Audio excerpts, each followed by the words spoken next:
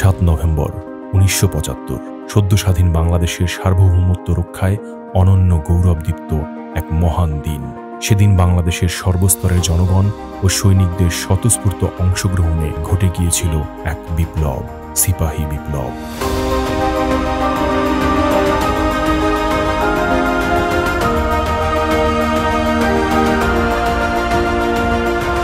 দেশের তখনকার সেই অসম ক্রান্তিলগ্নে আপামর জনতার অনাবিল ভালোবাসা ও প্রত্যাশার স্বপ্ন পূরণে আবির্ভাব হয়েছিল বাংলাদেশের সফলতম রাষ্ট্রনায়ক শহীদ রাষ্ট্রপতি জিয়াউর রহমান বীরোত্তমের।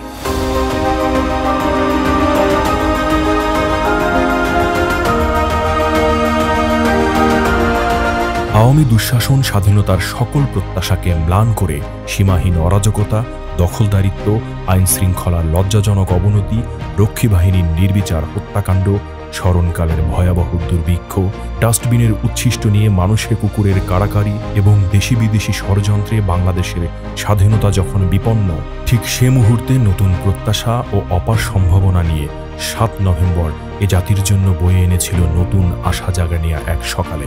সেদিন দেশের সাধারণ জনতা ও সৈনিকেরা মিলে নিজেদের প্রচেষ্টায় সফল করেছিল সিপাহী জনতার অবিস্মরণীয় বিপ্লব।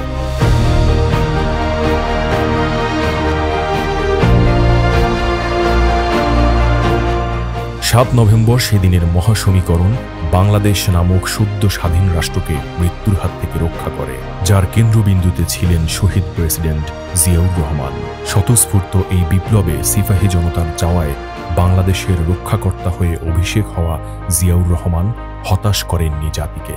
পরবর্তীতে তার নেতৃত্বে অন্তহীন দুর্ভিক্ষের বাংলাদেশ দেখেছিল খাদ্যে স্বয়ংসম্পূর্ণতা, ধূসর ফসলহীন জমিতে এসেছিল সবুজের সমারোহ, বেকার যুবকের হতাশায় স্থান নিয়েছিল আত্মনির্ভরশীলতা এবং কর্মসংস্থানে, ছাত্র, শিক্ষক, জনতার সহযোগিতায় খাল খনন হয়েছিল সারা বছরের কৃষি জমিতে সেচ সরবরাহের জন্য, দেশের অর্থনীতিতে যুক্ত হয়েছিল তৈরি পোশাক রপ্তানি। শহীদ রাষ্ট্রপতি জিয়াউর রহমানের নেতৃত্বেই সূচনা হয়েছিল সার্কেল। জাপানকে হারিয়ে বাংলাদেশ লাভ করেছিল জাতিসংঘের নিরাপত্তা পরিষদের অস্থায়ী সদস্যপদ। এর সবকিছুরই উজ্জ্বল পটভূমি ছিল ৭ নভেম্বরের বিপ্লব। এক অসাধারণ রাষ্ট্রনায়কের আবির্ভাব হয়েছিল যেদিন। এদেশের মানুষের অকৃত্রিম ভালোবাসা শহীদ জিয়া শোধ করেছিলেন এদেশের মাটির সাথে তার শহীদি রক্ত বিলিয়ে দিয়ে।